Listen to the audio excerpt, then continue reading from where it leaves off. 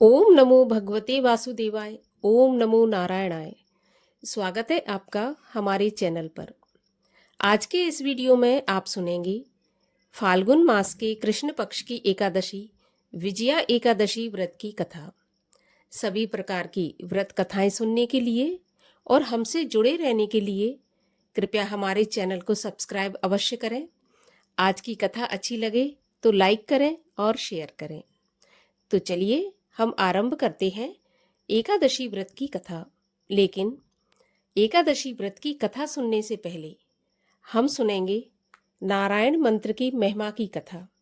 अगर हम अपने जीवन में सच्चे मन से एक बार भी नारायण मंत्र का जाप कर लेते हैं तो उसका हमें क्या फल प्राप्त होता है, आइए वराह पुराण की इस कथा के माध्यम से जानते हैं।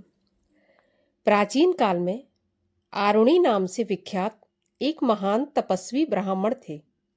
वे किसी उद्देश्य से तप करने के लिए वन में गए और वहां उपवास पूर्वक तपस्या करने लगे।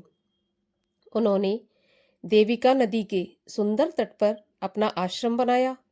एक दिन वे स्नान पूजा करने के विचार से नदी के तट पर गए। वहां स्नान करके जब वे जप कर रहे थे, उसी समय उन्होंने सामने से आते हुए एक भयंकर व्याध को देखा, जो हाथ में बड़ा सा धनुष लिए था। उसकी आंखें बड़ी क्रूर थीं।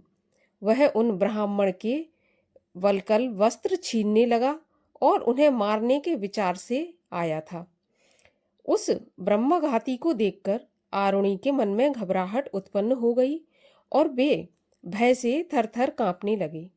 किंतु ब्राह्मण के अंतः शरीर में भगवान नारायण को देखकर वह व्याध डर सा गया। उसने उसी क्षण धनुष और बाण हाथ से गिरा दिया और कहा, हे ब्राह्मण, मैं आपको मारने के विचार से ही यहाँ आया था, परंतु आपको देखते ही पता नहीं मेरी ये क्रूर बुद्धि अब कहाँ चली गई। हे ब्राह्मण, मेरा जीवन सदा पाप करने में ही बीता है। अब तक मेरे द्वारा हजारों ब्राह्मण मृत्यु के मुख में जा चुके हैं। 10,000 साध्वी स्त्रियों का भी मैंने अंत कर डाला। ब्राह्मण की हत्या करने वाला मैं पापी पता नहीं किस गति को प्राप्त होऊंगा। हे महाभाग, अब आपके पास रहकर मैं भी तपस्या करना चाहता हूँ। आप कृपया उपदेश देकर मेरा उद्धार करें।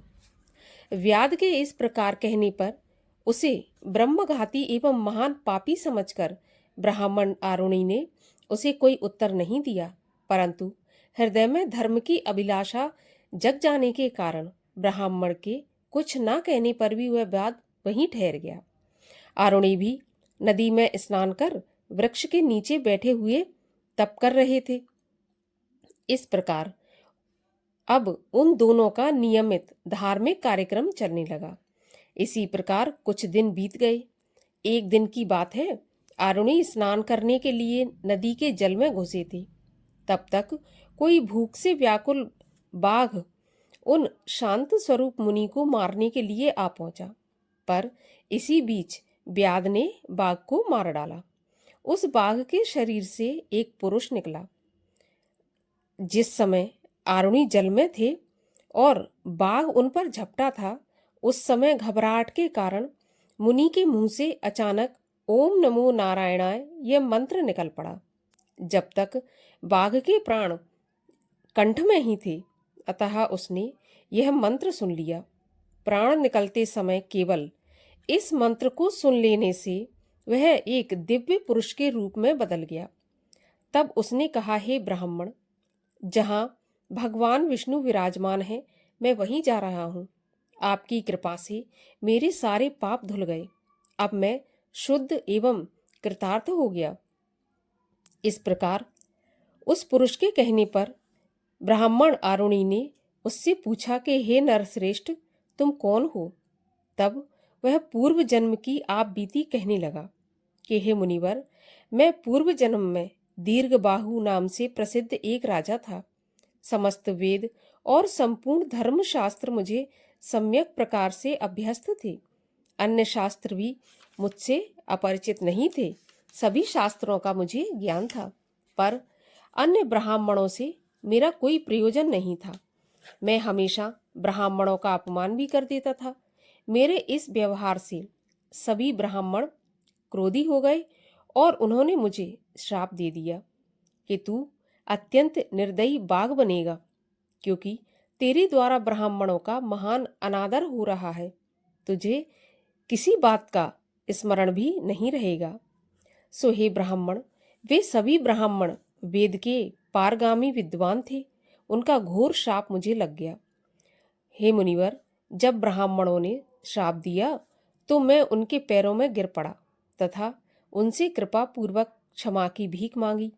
मुझ पर उनकी कृपा दृष्टि हो गई, अर्थात उन्होंने मेरे उद्धार की भी बात बताते हुए कहा कि प्रत्येक छठे दिन मध्याह्न काल में तुझे जो भी कोई मिले उसे तू खा जाना, वह तेरा आहार होगा।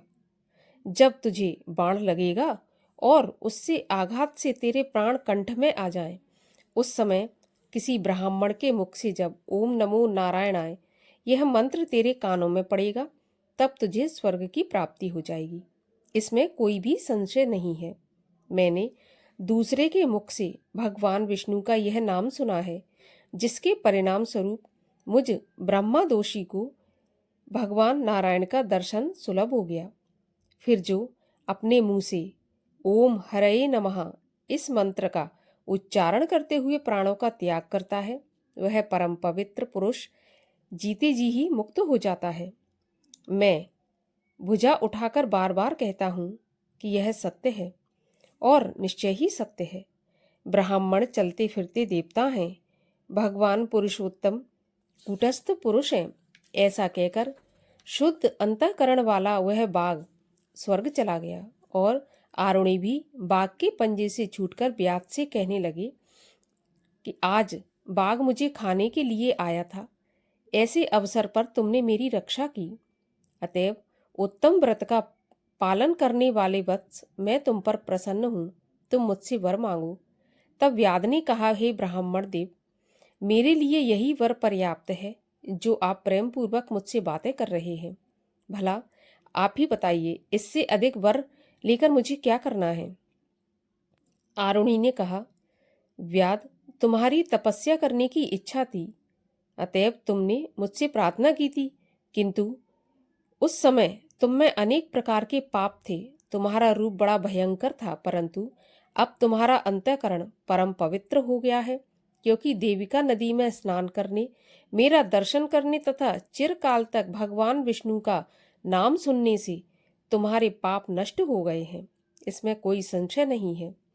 अब मेरा यह एक वर स्वीकार कर लो कि तुम अब यहीं रहकर तपस्या करो, क्योंकि तुमने इसके लिए बहुत पहले इच्छा की थी। इस प्रकार नारायण मंत्र के प्रभाव से वह बाघ पाप रहित हुआ। व्याध आरुणि मुनि की आज्ञा से वहीं रहकर तप करने लगा। इस प्रकार नारायण नाम की महिमा से बाघ और व्याध दोनों को ही परम पद की प्राप्ति हुई। अब सुनते हैं विजया एकादशी व्रत की कथा। युधिष्ठिर ने पूछा, हे वासुदेव, फाल्गुन मास के कृष्ण पक्ष में किस नाम की एकादशी होती है और उसका व्रत करने की क्या विधि है? कृपा करके बताइए। भगवान श्री कृष्ण बोले, हे युधिष्ठिर, एक बार नारद जी ने ब्रह्मा जी से फाल्गुन के कृष्ण पक्ष की विजया एकादशी के व्रत से होने वाले पुण्य के बारे में पूछा था, तथा ब्रह्मा जी ने इस व्रत के बारे में उन्हें जो कथा और विधि बताई वो मुझसे सुनो। ब्रह्मा जी ने कहा, नारद, यह व्रत बहुत ही प्राचीन और पवित्र तथा पापनाशक है। यह एकादशी राजाओं को विजय प्रदान करती है, इसमें तनिक भी संदेह नहीं है। त्रेता युग में मर्यादा पुरुषोत्तम श्री रामचंद्र जी जब लंका पर चढ़ाई करने के लिए समुद्र के किनारे पहुंचे, तब उन्हें समुद्र को पार करने का कोई उपाय नहीं सूझ रहा था। उन्होंने लक्ष्मण जी से पूछा, हे लक्ष्मण, किस उपाय से इस समुद्र को पार किया जा सकता है? यह अत्यंत अगाध और भयंकर जल जंतुओं से भरा हुआ है। मुझे ऐसा कोई उपाय दिखाई नहीं देता जिससे इसको आसानी से पार किया जा सके। लक्ष्मण जी बोले, हे प्रभु, आप ही आदिदेव और पुराण पुरुष पुरुषोत्तम हैं, आपसे क्या छिपा है। यहाँ से आधे योजन की दूरी पर कुमारी द्वीप में बकदालभ्य नामक मुनि रहते हैं। आप उस प्राचीन मुनीश्वर के पास जाकर उन्हीं से इसका उपाय पूछिए। रामचंद्र जी महामुनि बकदालभ्य के आश्रम पहुंचे और उन्होंने मुनि को प्रणाम किया। महर्षि ने प्रसन्न होकर श्री रामचंद्र जी के आगमन का कारण पूछा। भगवान श्री रामचंद्र जी बोले, हे ब्राह्मण, मैं लंका पर चढ़ाई करने के उद्देश्य से अपनी सेना सहित यहाँ आया हूँ। हे मुनि, अब जिस प्रकार समुद्र पार किया जा सके, कृपा करके वह उपाय मुझे बताइए। बकदालभ्य मुनि ने कहा, हे रामचंद्र जी, फाल्गुन के कृष्ण पक्ष में जो विजया नाम की एकादशी होती है, उसका व्रत करने से आपकी विजय होगी। निश्चय ही आप अपनी वानर सेना के साथ समुद्र को पार कर लेंगे। राजन, अब इस व्रत की फलदायक विधि सुनिए। दशमी के दिन सोने, चांदी, तांबे या फिर मिट्टी का एक कलश स्थापित कर उस कलश को जल से भरकर उसमें पल्लव डाल दें। उसके ऊपर भगवान नारायण के स्वर्णमय विग्रह की स्थापना करें। फिर एकादशी के दिन प्रातःकाल स्नान करें, कलश को पुनः स्थापित करें, माला, चंदन, सुपारी तथा नारियल आदि के द्वारा विशेष रूप से उनका पूजन करें। कलश के ऊपर सप्त धान्य और जौ रखें। गंध, धूप, दीप और भांति भांति के नैवेद्य से पूजन करें। कलश के सामने बैठकर उत्तम कथा वार्ता आदि के द्वारा सारा दिन व्यतीत करें और रात में भी वहां जागरण करें। अखंड व्रत की सिद्धि के लिए घी का दीपक जलाएं। फिर द्वादशी के दिन सूर्योदय होने पर उस कलश को किसी जलाशय के समीप स्थापित करें और उसकी विधिवत पूजा करके देव प्रतिमा सहित उस कलश को वेद वेत्ता ब्राह्मण को दान कर दें। कलश के साथ ही और भी बड़े बड़े दान देने चाहिए। श्री राम जी, आप अपने सेनापतियों के साथ इस विधि से प्रयत्नपूर्वक विजया एकादशी का व्रत कीजिए। इससे आपकी निश्चित विजय होगी। ब्रह्मा जी कहते हैं कि नारद, यह सुनकर भगवान रामचंद्र जी ने मुनि के कथन के अनुसार उस समय विजया एकादशी का व्रत किया। उस व्रत के करने से रामचंद्र जी विजय हुए। उन्होंने संग्राम में रावण को मारा, लंका पर विजय पाई और सीता माँ को प्राप्त किया। बेटा, जो मनुष्य इस विधि से व्रत करते हैं, उन्हें इस लोक में विजय प्राप्त होती है और उनका परलोक भी अक्षय बना रहता है। भगवान श्री कृष्ण कहते हैं कि युधिष्ठिर, इसलिए विजया का व्रत करना चाहिए। इस प्रसंग को पढ़ने और सुनने से वाजपेयी यज्ञ का फल मिलता है। इस प्रकार भगवान श्री कृष्ण ने युधिष्ठिर को विजया एकादशी व्रत का महात्म और पुण्य बताया। बोलिए भगवान श्री कृष्ण जी की जय। भगवान विष्णु की आरती। ओम जय जगदीश हरे, स्वामी जय जगदीश हरे। भक्त जनों के संकट क्षण में दूर करे। ओम जय जगदीश हरे।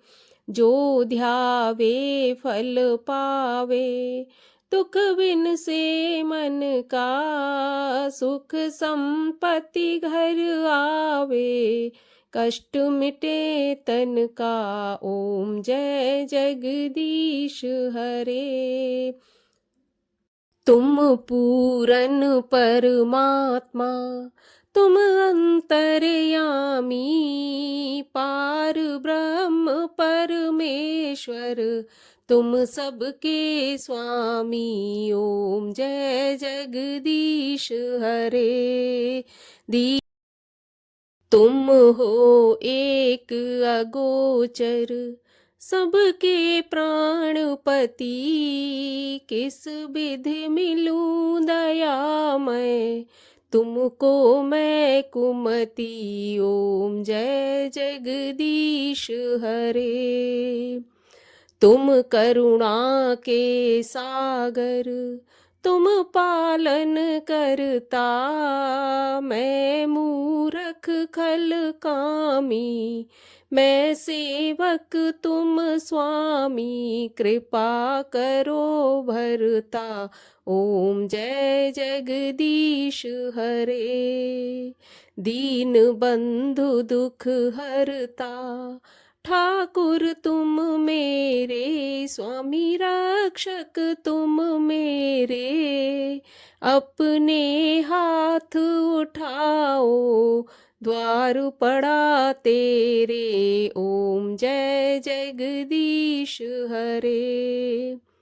विषय विकार मिटाओ पाप हरो देवा, श्रद्धा भक्ति बढ़ाओ संतन की सेवा ओम जय जगदीश हरे। तन मन धन सुख संपत्ति सब कुछ है तेरा, तेरा तुझको अर्पण क्या लागे मेरा ओम जय जगदीश हरे। पार ब्रह्म की आरती जो कोई जन गावे, कहत हरि हर स्वामी मन वांछित फल पावे ओम जय जगदीश हरे। बोलिए भगवान विष्णु की जय।